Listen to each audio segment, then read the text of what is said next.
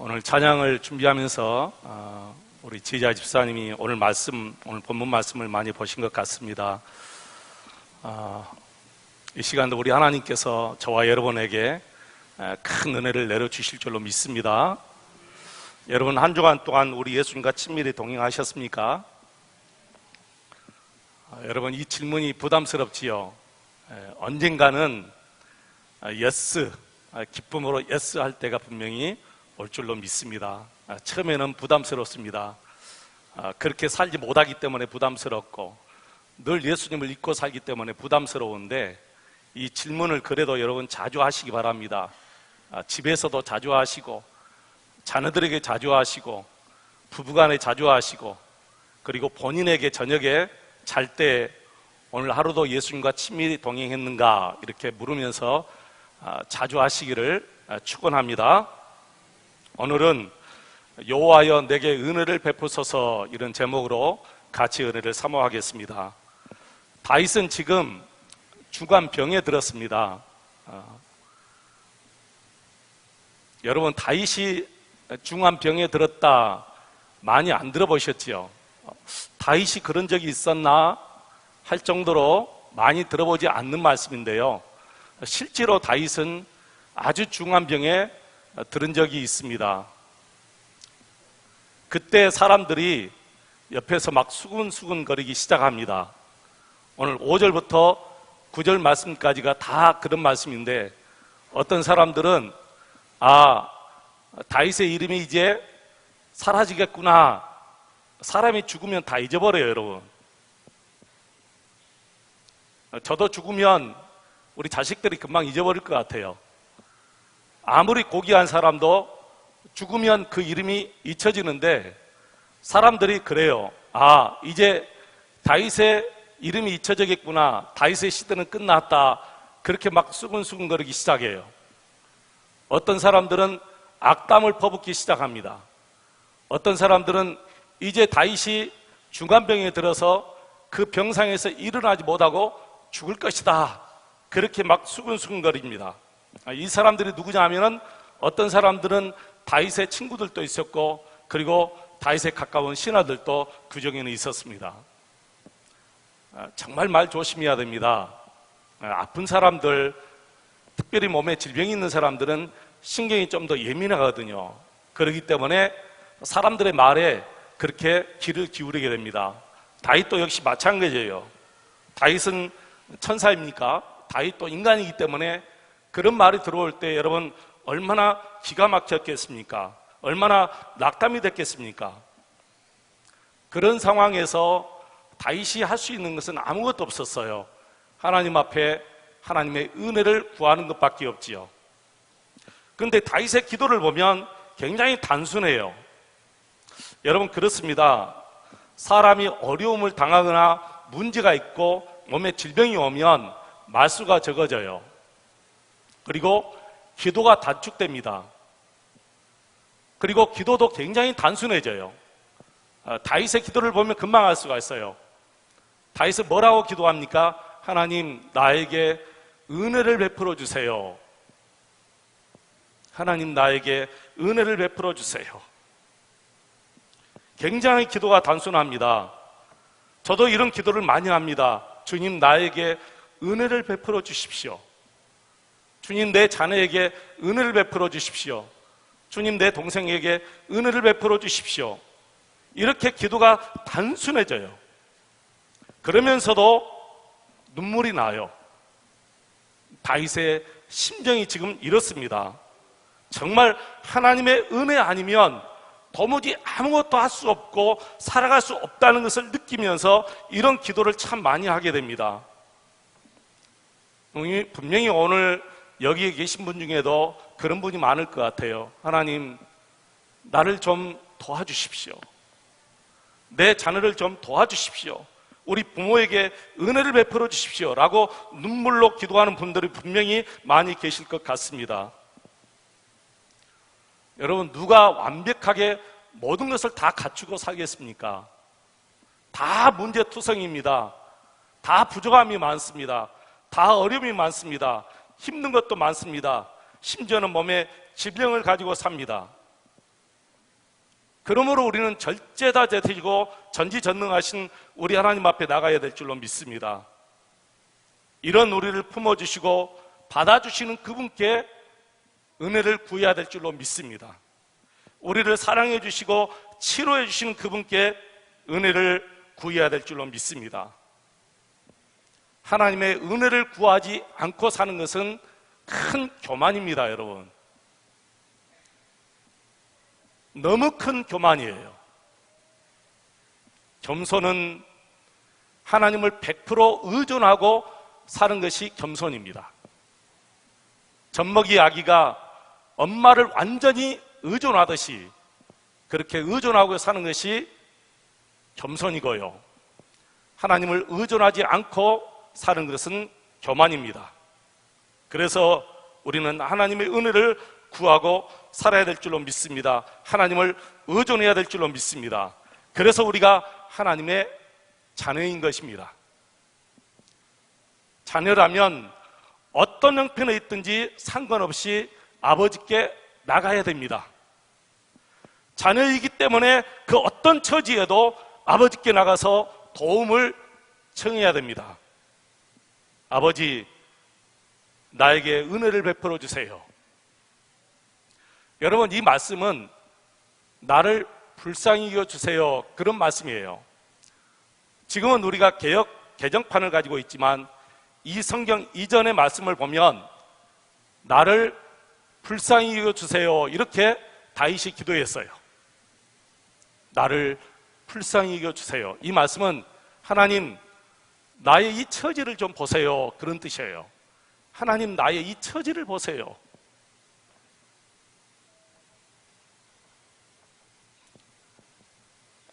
성경에 보면 나의 이 처지를 좀 보세요 라고 기도했던 분들이 참 많습니다.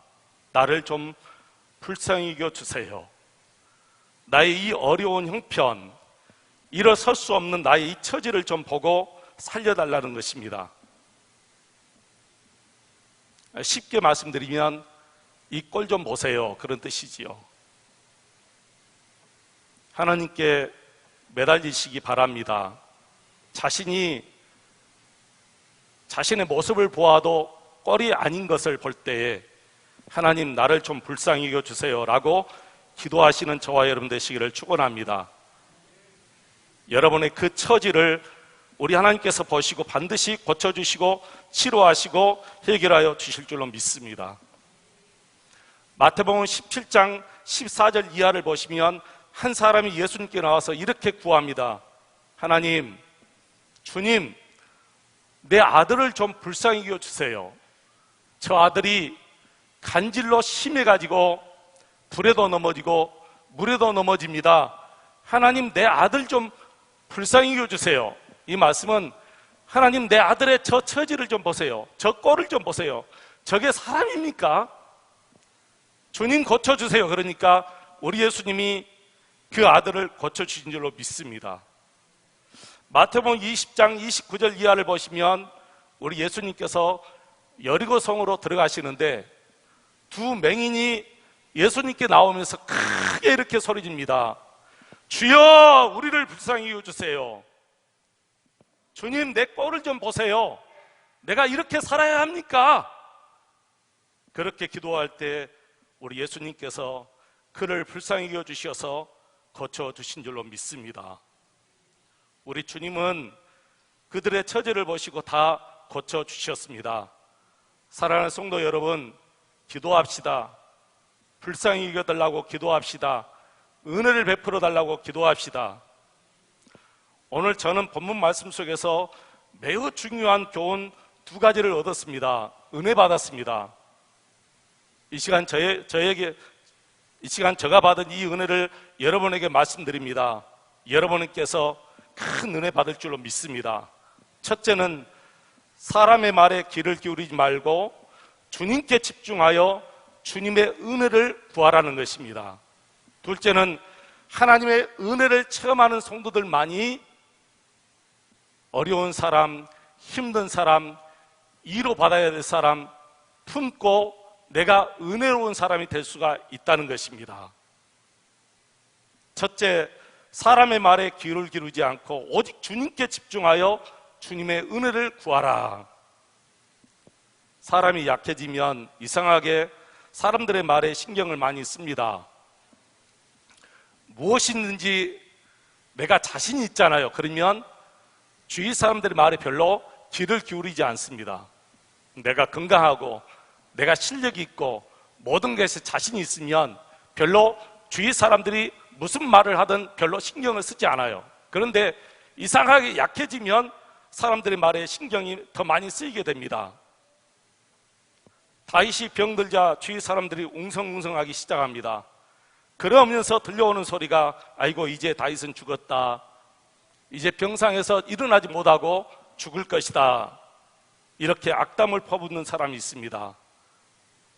다윗이 언제 죽어서 그 후손이 끊어질까?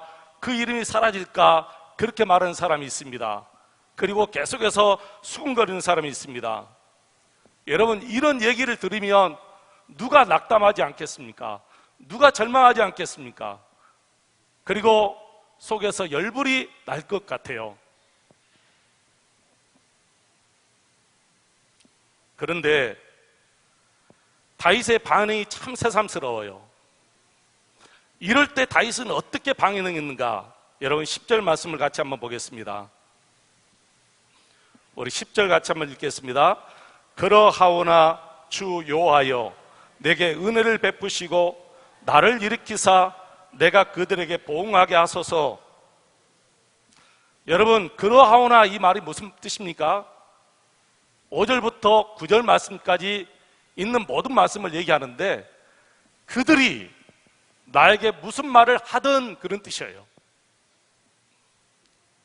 그들이 나에게 무슨 말을 하든 여호와 하나님 내게 은혜를 베풀어 주세요.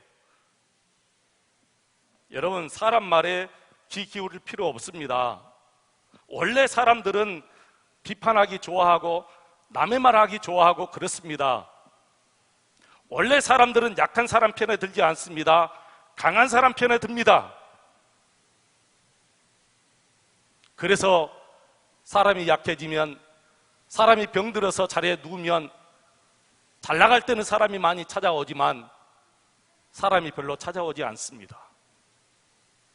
그럴 때 얼마나 크게 낙심이 되고 낭망이 되겠습니까, 여러분? 그런데 다윗은 그러하오나 그 사람들은 나에게 어떻게 대하든지, 사람들은 내게 무슨 말을 하든지 나는 상관없이 나는 하나님의 은혜를 구하겠다는 거예요. 주님, 나에게 은혜를 베풀어 주십시오. 그리고 나를 일으켜 주셔서 그들에게 보응하게 하십시오. 저와 여러분이 그래야 될 줄로 믿습니다. 사람들이 나를 비판할 때, 사람들이 나에게 수군수군 거릴 때 여러분 신경 쓰지 마시기 바랍니다.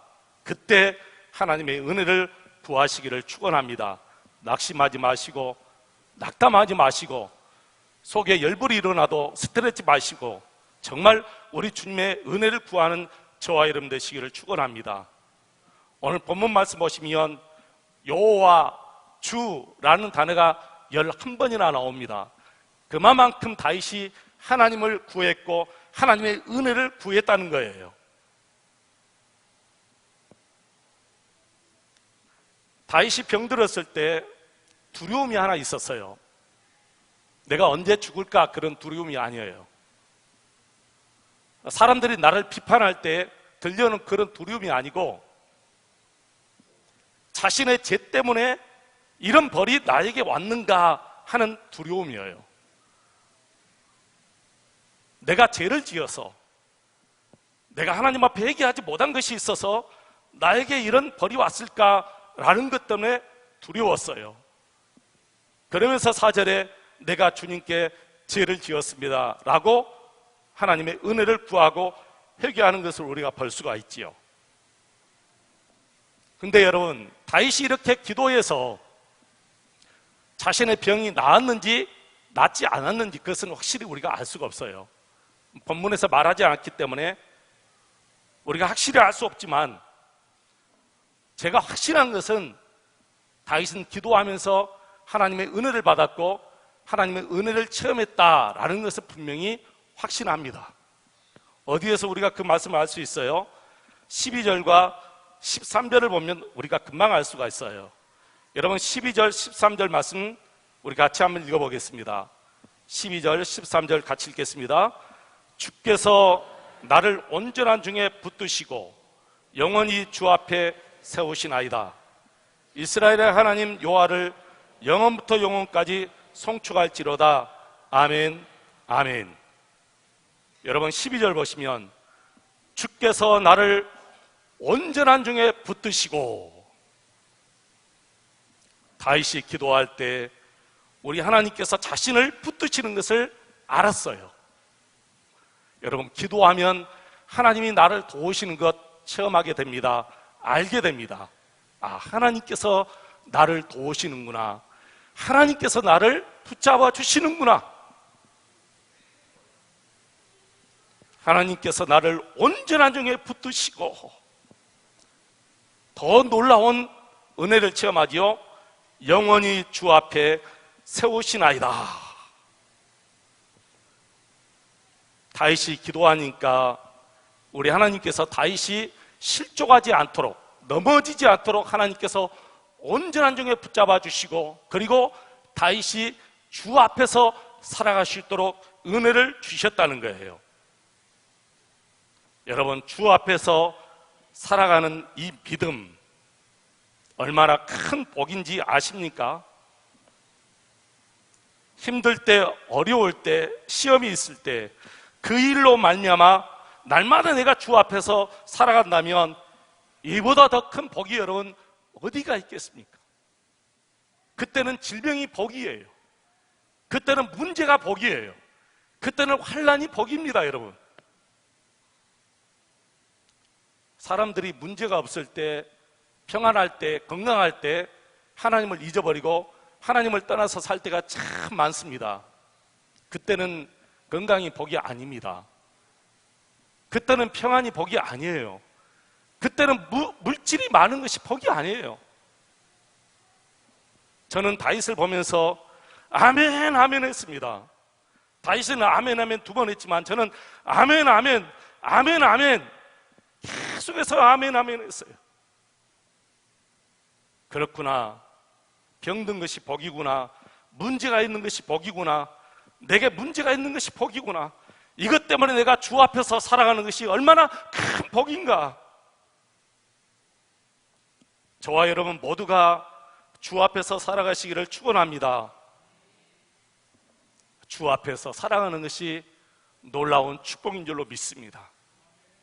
그리고 13절 보시면 너무 특이한 말씀이 있습니다. 아멘, 아멘. 아멘을 2번이나 반복해서 다윗이 했다는 것은 여러분 극히 드문 일이에요. 여러분 시편이 150편까지 있습니다. 그런데 오늘 본문 말씀하고 그리고 2군데가 더 있는데 시편 72편 19절에 보니까 그 영화로운 이름을 영원히 찬송할지어다. 온 땅에 그의 영광이 충만할지어다. 아멘, 아멘. 이 말씀을 보면 그 위에 보니까 솔로몬이 지은 시라 그렇게 적어 있어요. 솔로몬이 기도하고 아멘, 아멘 했습니다. 그리고 89편 52절 보니까 89편은 작가 미상입니다. 여호와를 영원히 찬송할지어다 하고 아멘, 아멘 했습니다. 다윗이 아멘, 아멘 했습니다. 우리가 은혜가 되면 아멘, 아멘 합니다. 아멘이란 뜻은 진실로 내가 믿습니다. 내가 하나님을 진실로 신뢰합니다. 그런 뜻이에요. 다윗은 2번이나 이렇게 아멘, 아멘 했습니다. 다윗이 분명 자신의 병과 상관없이 하나님을 기도 중에 체험하고 하나님의 은혜를 체험했다는 것을 우리가 알 수가 있습니다.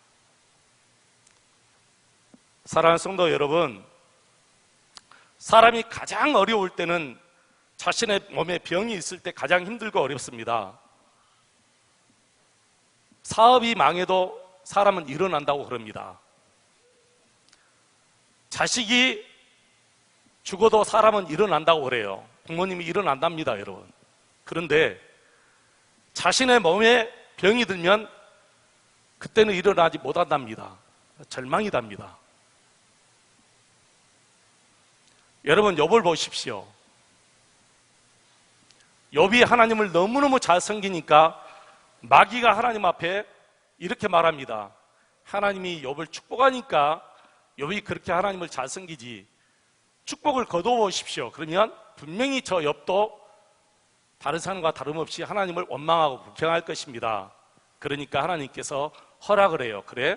그러면 욥의 모든 재산을 거두어 봐라. 그래서 한순간에 욥의 재산이 없어져 버려요. 욥이 무너져요? 안 무너져요? 안 무너져요. 그러니까 자식을 거두어 보려고, 그러니까 하나님이 허락이에요. 한순간에 자식이 없어져요. 자식이 죽습니다. 어떻게 이런 시험을 하나님이 주십니까? 저는 막 따지고 싶어요, 하나님 앞에. 아무리 사탄이 욥을 그렇게 참소해도 어떻게 하나님 그것을 허락합니까? 막 따지고 싶어요. 어떻게 자식이 죽도록 하나님 그걸 허락할 수가 있습니까? 근데 하나님이 허락했어요. 그래서 욥의 자식이 죽습니다. 그래도 욥이 무너지지 않아요. 그러니까 이때 사탄이 또 하나님께 이렇게 말합니다. 그 몸에 병이 들면 무너질 것입니다. 여러분, 그렇습니다. 사업이 무너져도 일어나고 자식이 무너져도 일어납니다. 그러나 몸에 병이 들고 죽을 병이 들면 못 일어납니다. 그때는 다 무너져요. 마음이 무너져요. 정신이 무너져요. 근데 욥은 무너지지 않았습니다. 나중에 뭘 한 줄 아십니까, 욥이? 주님, 저는 내가 하나님을 귀로만 들었는데 내가 직접 하나님을 눈으로 봅니다. 하나님 앞에서 살아가는 믿음을 얻게 된 거예요. 실제로 육신의 눈으로 욥이 하나님을 보았다는 뜻이 아니에요. 이 정도로 하나님 앞에서 살아가는 믿음을 욥이 얻게 된 거예요. 여러분, 이것이 복이에요. 재산은 잃었고 자식은 잃었지만 욥이 하나님 앞에서 하나님을 보고 사는 이 놀라운 축복을 욥이 얻은 거예요.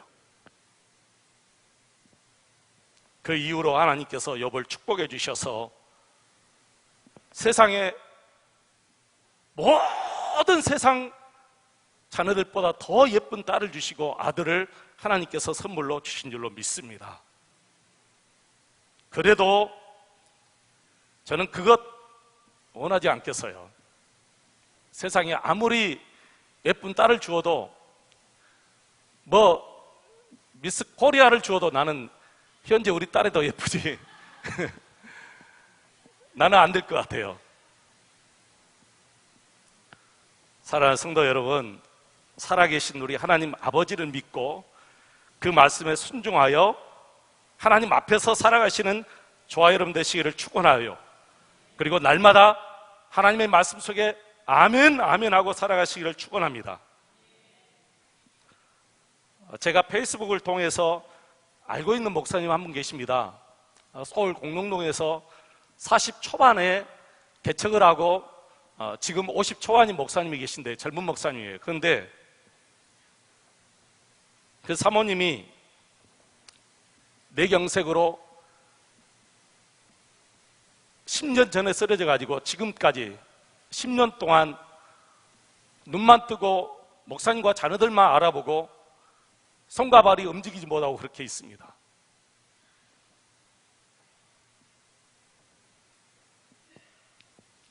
여러분, 얼마나 힘들고 어렵습니까? 개척교회를 시작하다가 성도들도 다 떠나고 이제 목사님에게 남아있는 것은 두 자녀와 몸져 누워져 있는 사모님 한 분밖에 없어요. 여러분, 무슨 소망이 있겠습니까? 이 형편을 어떻게 우리가 설명할 수 있습니까? 5년 동안 이 목사님이 하나님께 매달리기 시작했습니다. 하나님, 고쳐주십시오. 일어나게 해주십시오. 하나님은 살아계시지 않습니까? 예수님이 계실 때 모든 질병을 다 치료해 주셨지 않습니까? 중풍병자를 치료해 주셨습니다. 나병 환자를 치료해 주셨습니다. 눈먼 자를 고쳐주셨습니다. 날 때부터 한 번도 일어나 보지 못한 그 사람 걷게 해주셨습니다. 성경 말씀에는 어제나 오늘이나 영원토록 동일하신 하나님이라고 말씀하셨지 않습니까? 내 안에 치료해 주시고 내 안에 일으켜 세워주십시오. 5년을 하나님 앞에 무릎 꿇고 기도하는 것이 이번에 하루 일과입니다. 하루 종일 그 기도에는 아무것도 할 수 없는 거예요. 하나님, 내 아내에게 은혜를 베풀어 주십시오. 하나님, 우리 가정을 불쌍히 여겨 주십시오. 이 꼴을 보십시오. 이게 어떻게 사는 것입니까? 근데 우리 하나님은 응답이 없었어요. 그리고 어느 날 자신도 모르게 목사님의 기도가 바뀌어져 있는 것을 목사님이 스스로 알게 되었어요. 하나님, 이제는 하루하루 모든 사람들을 사랑하며 살게 해주십시오. 기도가 완전히 바뀌어진 거예요. 이제는 우리 가정의 모든 상황을 바꿔달라는 기도가 아니라 이 모든 것을 다 품고 사랑하고 살아갈 수 있도록 도와주십시오. 이렇게 기도가 바뀌어진 거예요. 여러분, 그렇습니다. 삶이 어려우면 누구든지 이 상황을 변화시켜 주십시오라는 기도를 할 수밖에 없습니다. 사람이기 때문에. 저도 그러고 여러분도 분명히 그럴 것입니다. 언제나 자기 중심적으로 생각하며 기도하고 자기 중심적으로 살고 살아갑니다. 자기가 원하는 학교에 들어가고 싶고, 자기가 원하는 직장에 들어가고 싶고, 자기가 원하는 사람을 만나고 싶고, 자기가 원하는 때에 결혼하고 싶고, 자기가 원하는 자녀를 낳고 싶고, 이게 다 자기 중심적으로 흘러가는 생각이에요. 기도 응답도 마찬가지입니다. 자기가 원하는 때에 자기가 원하는 방법으로 모든 것이 이루어지기를 원합니다. 그러나 여러분, 우리가 아셔야 됩니다. 내 생각으로 내 때에 이루어지기를 원하는 그것이 하나님의 은혜와 하나님의 역사를 방해할 때가 얼마나 많이 있는가. 이제 우리는 주어진 상황을 바꾸려고만 하지 말고 이 주어진 일상을 사랑하며 살아가는 것이 더 큰 하나님의 응답인 것을 우리가 알아야 돼요. 기적이 무엇입니까? 바꾸어지는 것이 기적이 아니라 이 모든 것을 품을 수 있는 넓은 마음, 예수님의 마음을 가지고 사는 것이 여러분 기적이에요. 그때 이 김병년 목사님이 깨달았어요. 주님, 내가 5년 동안 내 중심적으로 내 생각만 살아가고 내 생각만 하고 살았습니다. 그것을 깨닫고 하나님 앞에 얘기하고 이제는 온전히 하나님 중심으로 생각하기 시작한 거예요. 어떤 것이 하나님의 중심인가? 어떤 것이 하나님의 생각인가? 아내의 모습은 10년 전과 지금과 똑같아요. 아무것도 변한 것이 없습니다. 오히려 악해지면 더 악해져 같이 조금 더 나아진 것이 아무것도 없어요. 변한 것이 아무것도 없습니다. 여전히 큰 교회에서 도와주는 그 물질 가지고 살아가는 것 얼마나 기가 막히겠습니까? 여러분.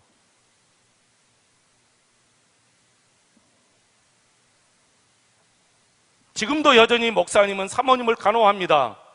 어디 나가서 뭐 돈도 벌 수가 없어요. 사모님이 그러고 있으니까 하루 세끼 챙겨주어야 됩니다. 기저귀를 갈아줘야 됩니다.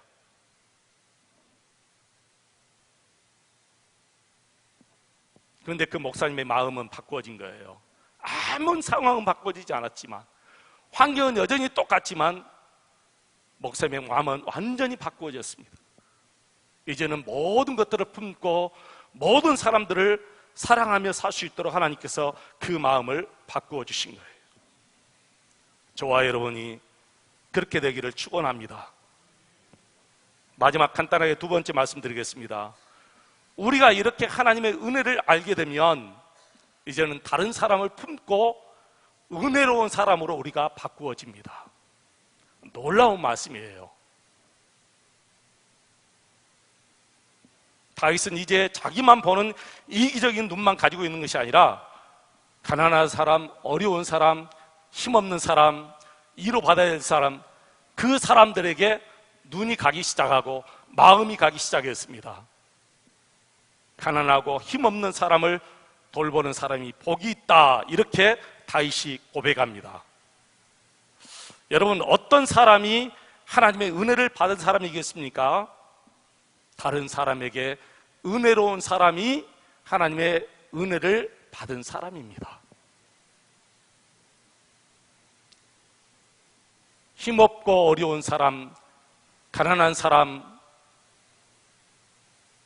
이런 사람을 품고 이런 사람을 사랑하는 사람이 하나님의 은혜를 받은 사람입니다. 우리가 언제 하나님의 용서하심을 가장 분명하게 경험할 수 있는지 아십니까? 남을 용서할 때입니다. 남을 용서하고 남을 사랑하고 그 어떤 사람도 걸러내지 않고 모든 사람을 다 포용하고 받아들일 때, 내가 하나님의 용서를 받은 사람이고 내가 하나님의 은혜를 받은 사람이구나 라는 것을 깨달을 수가 있는 것입니다. 여러분은 은혜로운 사람입니까? 아니면 주위 사람들에게 냉기를 품는 사람입니까? 가족 사이에서 교인들에게 사회생활을 하면서 남의 허물과 부족함을 얼마나 잘 받아주는 사람입니까? 내가 주님의 한없는 은혜를 경험해야 남의 허물과 부족함을 받아주는 사람이 될 줄로 믿습니다. 다윗을 보시기 바랍니다. 자신이 너무 힘들고 어려운 가운데서 주님의 한없는 은혜를 느끼고 체험하고 나니까 이제 주위 어려운 사람을 돌봐주게 된 거예요. 그래서 다윗에게 통일 이스라엘 왕이 되기 전에 이런 시련을 허락하신 거예요. 왜 그러죠? 백성들을 품게 하시려고. 놀라운 은혜입니다. 놀라운 은혜예요. 왜 가난한 것을 여러분에게 허락하신 줄 아십니까? 여러분이 부자가 될 때 가난한 사람을 돌보게 하시려고 지금 가난을 허락하십니다. 왜 지금 몸에 질병이 있는 줄 아십니까? 여러분이 건강해질 때 몸에 질병이 있는 사람 잘 품게 하시려고 몸에 질병을 허락하신 거예요. 내가 체험하지 못하면 그 누구의 어려움도 내가 받아들일 수가 없습니다. 하나님께서 다윗에게 왜 왕이 되기 전에 이 엄청난 시련을 10년이 넘도록 허락하셨는가? 나중에 이스라엘 통일 나라의 왕이 되어서 모든 백성들을 다 품게 하시려고 이런 모든 고난과 이런 시련을 허락하신 줄로 믿습니다.